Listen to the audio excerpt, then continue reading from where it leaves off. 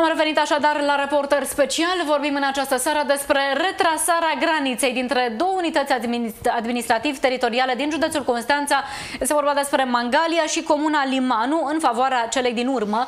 Mai precis, este vorba despre una dintre cele mai mari pierderi din istoria municipiului, aproximativ 40 de hectare de teren, ce reprezintă mai mult de o treime din șantierul naval DMHI.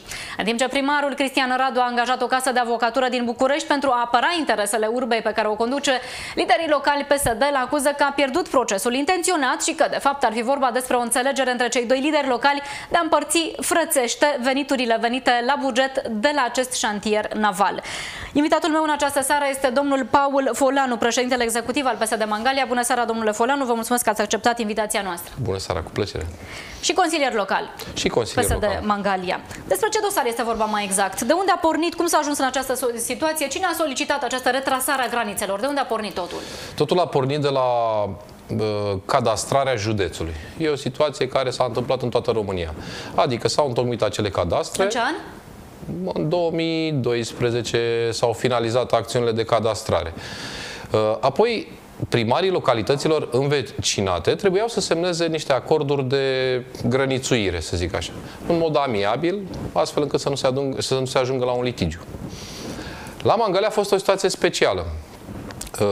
Vecinii noștri, adică Limanu, 23 august, și Pecineaga, cu excepția Albeștiului, care a semnat această limită teritorială, au refuzat să semneze, revendicând sau emițând pretenții pe anumite suprafețe care le-ar fi aparținut în trecut și care astăzi se află în raza administrativ-teritorială a municipiului Mangalia.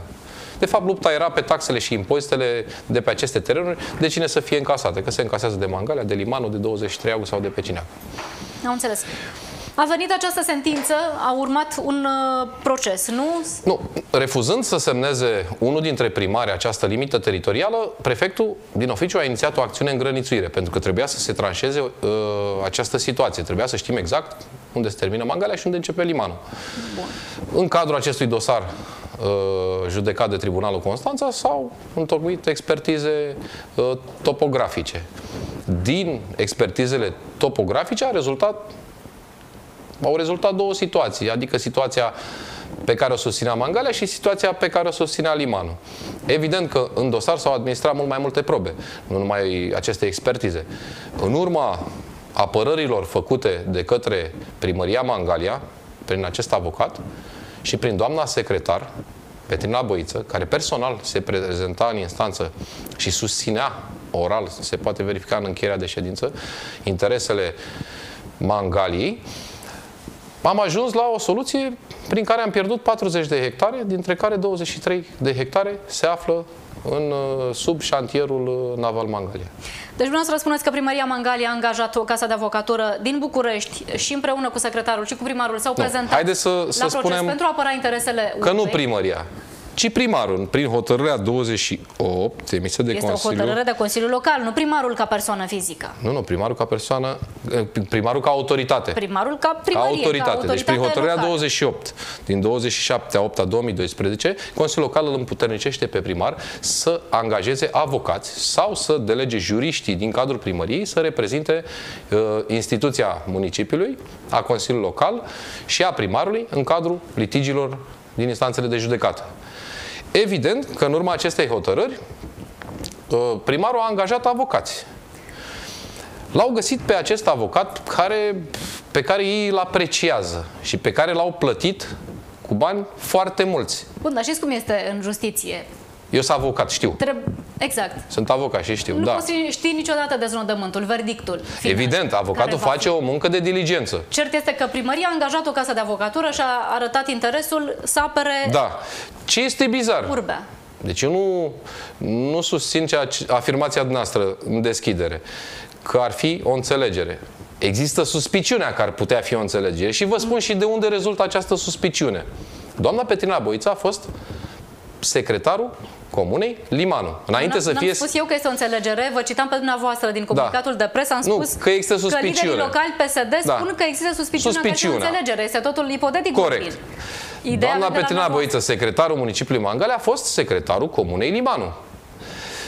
Pe vremea când, între Comuna Limanu și municipiul Mangalia s-a mai desfășurat un litigiu, adică în anii 2000. În acel moment, ce s-a întâmplat? Comuna Limanu a introdus o acțiune în instanță contra șantierului. Ca instanța să constate că aceste 40 de hectare de sub șantier se află pe raza administrativ-teritorială a localității Limanu. La acel moment, Consiliul Local Mangalia a făcut o cerere de intervenție în interes propriu în acel dosar, instanța tranșând în mod definitiv și irrevocabil, cum era atunci irrevocabil, această situație în sensul respingerii acțiunii formulate de Limanu.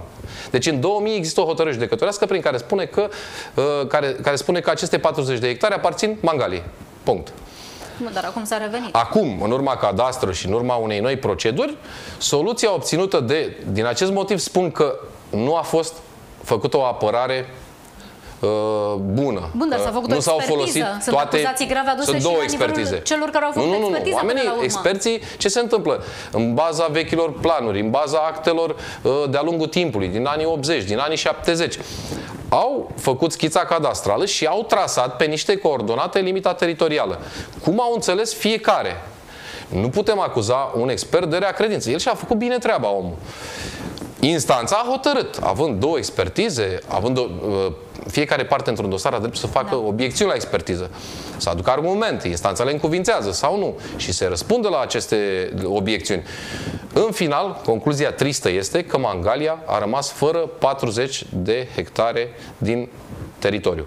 40 de hectare, din care mai mult de o treime, aproape jumătate, este suprafața pe care se află șantierul și naval pe care de Mangalia. Șantierul naval plătea taxe și impozite la Mangalia. De fapt, marea pierdere nu este Sunt banii din taxe și nu. Terenul e proprietatea altcuiva. Și faptul că firma care desfășoară activitate pe terenul respectiv nu mai plătește la Mangalia, plătește la Limanu. Plătește taxe mari care sunt pierdute în favoarea comunei Limanu și în defavoarea orașului Mangalia. Spuneți mai devreme despre suma pe care primăria orașului Mangalia a plătit-o către această casă de avocatură ca să reprezinte interesele orașului. Despre ce sumă este vorba și de ce spuneți că este una mare? Eu sunt avocat, n-am văzut un contract mai mare ca acesta semnat până acum. Vă spun sincer, și avocații, colegii noștri, știu despre ce e vorba. Un contract mai mare, valoare mai mare la acest nivel? Adică nu, la toate nivelurile din România. Deci e vorba... speriați deja. Spuneți-mi despre ce e vorba de un contract semnat, nu știu cât s-a plătit din el efectiv onorariu, că de obicei plătesc în tranșe, de 1.290.000 de lei plus TVA. Asta înseamnă 13 miliarde vechi, aproape, plus TVA. Din banii cetățenilor plătiți. Dar sunteți în Consiliul Local, nu știți dacă s-a făcut plata efectiv? Păi nu știu dacă s-a făcut plata, pentru că noi cerem de 4 luni de zile aceste contracte și plățile pe aceste contracte. Ni s-au refuzat aceste informații. Mai mult decât atât, am format o comisie formată din consilieri care să verifice aceste documente. Nici în ziua de astăzi nu ni s-au pus la dispoziție. Le-am dat termen limită pe data de 22 această lună să ne prezinte toate documentele. În situația în care aceste documente nu ne vor fi prezentate, evident că ne vom îndrepta cu o plângere penală pentru abuz în servicii. Pentru că se ascund documente și se creează prejudicii. Aceasta este problema gravă. Noi ne jucând zilnic în această sferă a prețurilor de pe piața avocaților. Sunt enorme, vă spun. Spuneți-mi prin comparație ce ar însemna un acest de proces în limite normale, ca să ne dăm seama de suma fabuloasă, dacă este sau... Un proces de grănițuire implică prezența la câteva termene. Nu știu, pot fi 6, 7, pot fi 3. Spre exemplu, cu 23 august, dacă nu mă înșel, au fost 3 termene. 10 termene de judecată, să zicem. 10 prezențe. Și apărări făcute în aceste termene. S-a scurs un an și 3 luni, nu? Da, termenele se dau din lună în lună sau la o lună jumătate. Depinde cum are condica instanța. Și faci apărări acolo. Depui probe, faci obiecțiuni, faci munca de avocat. Bun, eu vă spun că un onorariu normal ar fi fost aici un 2000 de lei, 3000 de lei, hai cu indulgențe, 10.000 de lei să spunem. Dacă am calculat cu 10.000 de lei față de suma de 1.290.000, cred că ar fi putut să se ducă, nu știu, cu 200 de avocați în sală, primăria Mangalia. Nici nu aveau loc în sala de judecată. Bun, sunt acuzații grave, toate cele pe care nu sunt grave, le aduceți. Sunt reale. Sunt foarte grave privind prejudiciul creat bugetului local. Prejudiciul, această presupusă înțelegere între liderii locali... Despre înțelegere vă mai spun niște detalii. Deci v-am spus că doamna secretară a lucrat la Limanu pe vremea când s-au desfășurat acest proces. Ulterior, este secretarul municipiului Mangalia. Sunt localități învecinate. Apoi, o altă asemănare dintre cele două localități sunt că primarul de la Limanu este PNL, primarul de la Mangalia este tot PNL. Eu spun că există această suspiciune. Faptul că există sau nu o înțelegere vom vedea. Sunt organe abilitate, se vor verifica, se vor cerceta. Știți ce mi-ar plăcea mie în această seară? Ca primarul Cristian Radu de la Mangalia, dar și primarul comunei Limanu, Burtea Nicolae, să dorească totuși să intre în legătură telefonică în direct cu noi. Noi am contactat telefonic din redacție înainte de a intra în direct în această seară. Au refuzat ambii. I-am contactat, nu au dorit să intre în direct. În cazul în care se răzgândesc, ne pot contacta pentru a interveni. Știu numărul de telefon al producătorului sau numărul de fix al televiziunii 0241 488 340, la care pot suna și pot intra în direct cu noi. Ar fi în favoarea imaginilor, cu siguranță să ne spună și punctul lor de vedere, pentru că sunt acuzații destul de grave sau suspiciuni, pur și simplu destul de grave, să nu intrăm în termeni judecătorești sau avocățești, pentru că avem alături de noi un domn avocat. Până una alta, ceea ce ne-au spus nouă și cu ce au dorit să fie citați în cadrul acestei emisiuni, cei doi lideri locali, respectiv Burtea Nicolae, primarul din Limanu, ne-a spus așa, că în 2013 a fost făcută o delimitare administrativ-teritorială și că nu s-a ajuns la o înțelegere cu primăria Mangalia, pentru că primăria Limanu s-a considerat nedreptățită. Terenul fusese luat abuziv în anii 90, spune domnul primar din Limanu, atunci, pe vremea când primar era Zanfir Iorguș. În anii 90 nu era Zanfir Iorguș primar, el a venit primar în 96, într-adevăr. Cine era primar atunci? În 90 era Sideri. Primar. Am înțeles. Într-adevăr, la un moment dat, nu știu exact anul, 97, 2000 să fi fost, Mangalia și-a aprobat planul urbanistic general. Când se aprobă planul urbanistic general, iei acorduri de același tip de acord, de delimitarea limitelor teritoriale.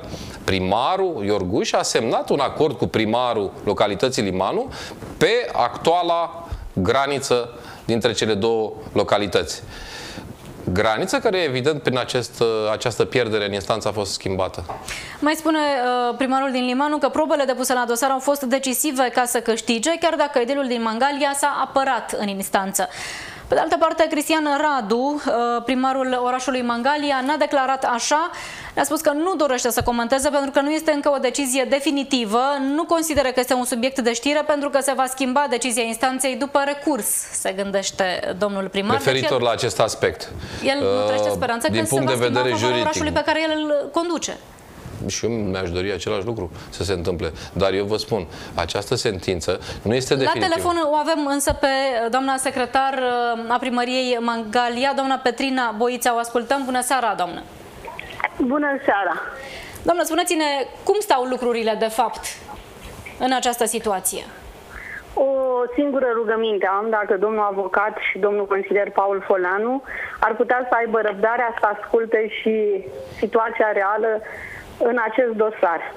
Deci sunt secretarul municipiului Mangalia din 2012, ca urmare a concursului dat pe postul respectiv. Și în anul în care am venit secretar eu și domnul primar, am găsit o situație litigioasă a primăriei Mangalia, fără precedent. Eu, la rândul meu, fiind avocat de profesie. Când spun că este o situație fără precedent, vreau să vă spun că dacă mâine toate aceste procese ale primăriei Mangalia s-ar termina cu soluții nefavorabile, prejudiciul cauzat autorității locale, fără niciun fel de exagerare, ar fi undeva în jur de 8 milioane de euro. Datorită acestei situații, s-a convocat o ședință de Consiliu Local și domnul primar împreună cu mine am adus la cunoștința membrilor Consiliului și a opiniei publice situația găsită. Printr-o hotărâre de Consiliul Local Mangalia, în anul 2012, membrii Consiliului Local au mandatat pe primarul Mangaliei să încheie contracte de asistență juridică în baza OUG 26 pe 2012. Acest text de lege prevede în mod imperativ că cheltuielile ocazionate de protocol, de consultanță, de expertiză și așa mai departe trebuie într-adevăr reduse la maxim. Dar în situația în care patrimonial autoritățile publice locale sunt foarte afectate, autoritățile publice locale sunt obligate să încheie contracte cu specialiști care să ia deciziile cele mai bune pentru ca soluțiile să fie favorabile. Noi am înțeles acest lucru, doamna Voița, dar cum răspundeți totuși aprecierii domnului Folanu? Doar un pic să ajungem la situația respectivă. Motivat de împrejurarea. Ne auziți?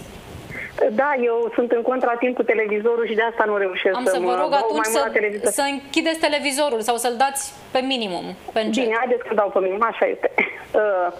Deci, datorită faptului că era o situație care nu o puteam gestiona, în anul 2014, domnul primar a revenit în Consiliul Local și a solicitat membrilor Consiliului Local să stabilească onorariile pentru avocați.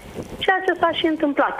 Prin hotărârea, nu știu, cred că 259 din septembrie 2012, a fost inițiat un proiect de hotărâre prin care s-au aprobat limitele onorariilor pentru avocații ce erau angajați sau ce urmau să fie angajați și nu aveau onorarii stabilite. Bun, dar cum puteau fi trasate și cum puteau fi votate și aprobate aceste limite atât de sus, în condițiile în care sunt, iată, și avocații printre consilierii locali care au idee cam care a evaluat valoarea litigiilor să se stabilească acel procent de 7%? Deci, în cazul acțiunilor care aveau ca valoare fixă, de exemplu, dacă avea o decizie de impunere, pe o valoare, nu știu, de 10 miliarde, se stabilea, onorariile au fost stabilite prin aplicarea procentelor menționate în actul administrativ de către consilierii locali. Valoarea obiectelor, valoarea obiectului cauzelor, unde aceste valori nu erau fixe, s-au făcut rapoarte de evaluare și studiu de impact. În această și s-au aplicat procentul. Procentele se situează între 1 și 7% și niciodată nu s-a atins limita maximă. În cazul de față, vreau să vă spun că există... Alo? Da, vă auzim. Înregistrare făcută, pentru că toate ședințele de Consiliu sunt înregistrate și vă vom pune la dispoziție cu acordul domnului primar aceste materiale. Domnul Foleanu Paul întotdeauna a mărit onorariul. De exemplu, dacă domnul primar a spus pentru contractele a căror valoare este dezinformați, doamna secretar. Dezinformați. O singură dată s-a aprobat o astfel de hotărâre în care... Nu ne înțelegem. Nu, dezinformați. Haideți să vorbim drept. Această hotărâre, hotărârea 79, a fost vreodată adoptată de Consiliul Local, pe care dumneavoastră ați transmis-o la prefectură? În care ați stabilit valoarea acestui litigiu la fabuloasa sumă. Nu vorbim despre acest aspect.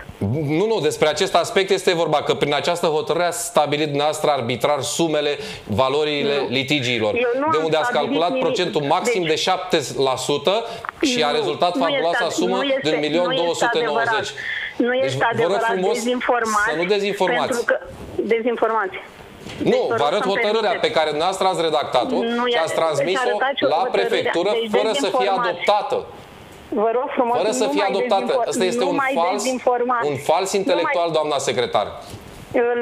Deci anunțați organele statului să ia măsuri dacă apreciați, că altfel sunteți complice. Nu. Vreau să vă spun, deci pot să vorbesc. Eu vă spun că această hotărâre n-a fost adoptată niciodată prin care ați stabilit valorile litigiilor. Aici este gravitatea faptelor. Și demersurile legale.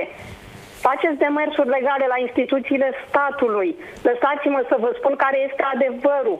Care este adevărul? Că la un moment dat, când am aprobat limitele onorariilor... S-a făcut o procedură de achiziție, deci aceste contracte au fost semnate ca urmare a unor oferte. Aceste contracte nu au fost semnate de secretar. Vă întreb, e real contractul acesta de 1.290.000 încheiat?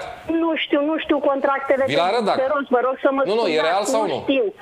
Nu știu pe din afară. Doamna secretar, dar procesul aproape s-a încheiat. De pe acest contract este a dumneavoastră? Semnătura? Stați un pic, că nu, vă mai spuneți-mi odată. Semnătura de pe contract.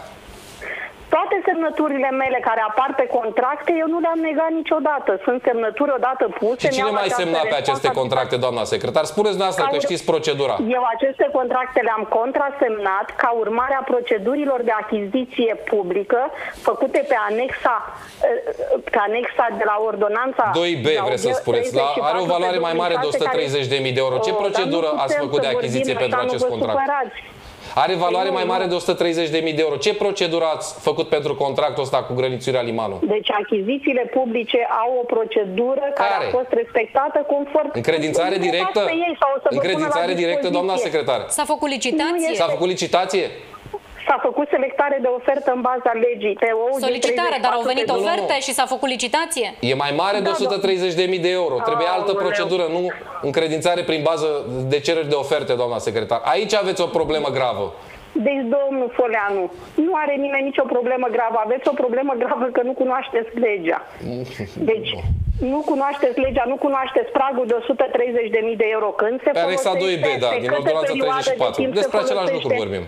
Vă rog să mă scuzați, trebuie să spun adevărul ca cineva să înțeleagă.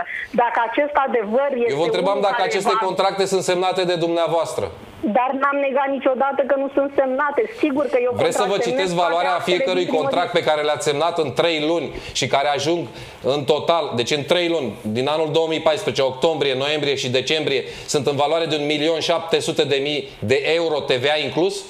Recunoașteți aceste contracte, doamna secretar? Dar este o valoare mare. Nu știu dacă asta este valoare. N-ați calculat-o, am calculat-o eu, vă spun. La hotărârea, domnul Foleanu, dumneavoastră faceți afirmații publice. Nu, fac afirmații cu documente, doamna secretar. Am documentele, uitați-le. Uitați-le.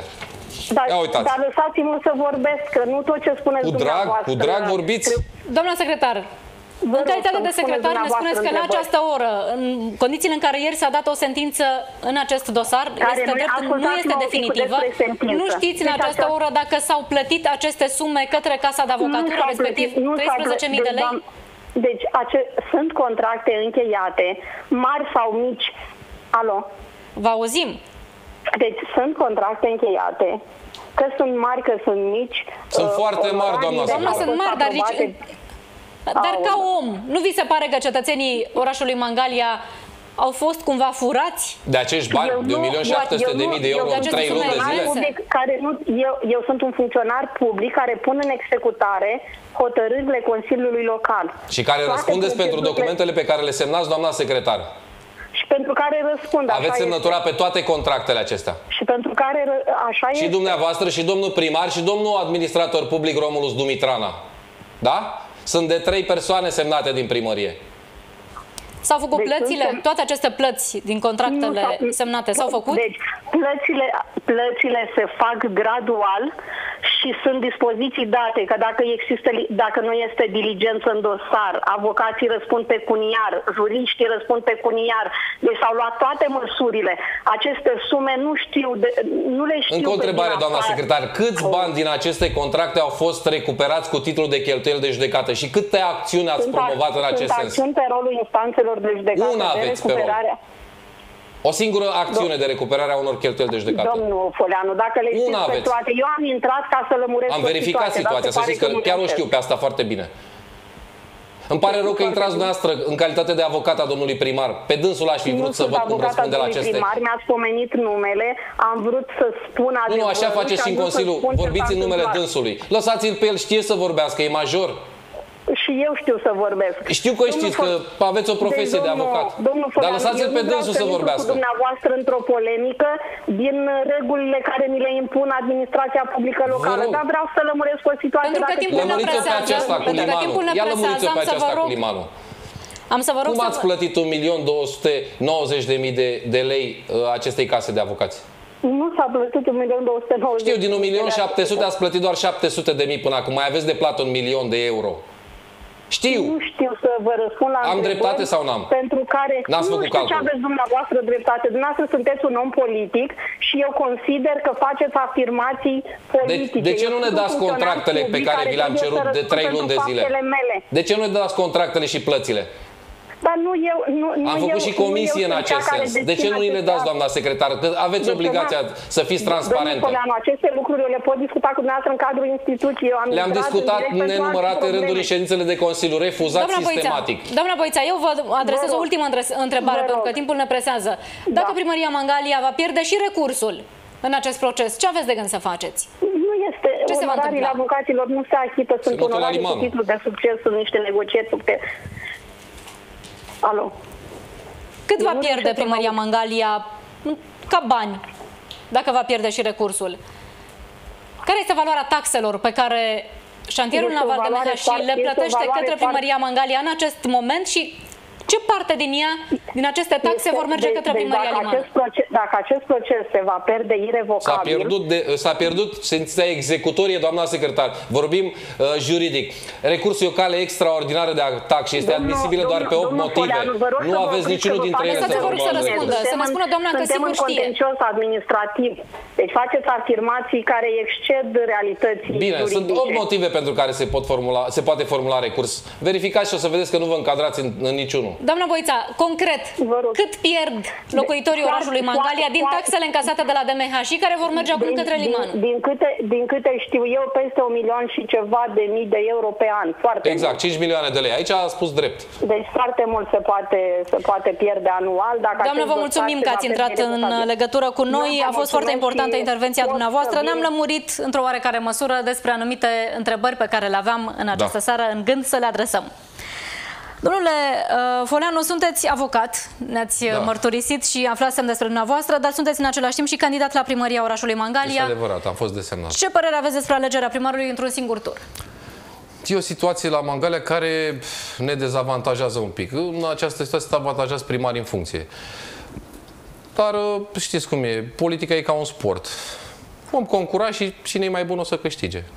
Nu avem nicio problemă. Mergem și dintr-un singur tur cu domnul primar. Noi urăm succes tuturor candidaților și, într-adevăr, cine este mai bun să câștige. Se încheie aici ediția noastră specială din această seară. Vă luați în continuare cu Răzvan Zanfir, colegul meu de la București, care intră în direct cu o nouă ediție Contraziceri. La revedere!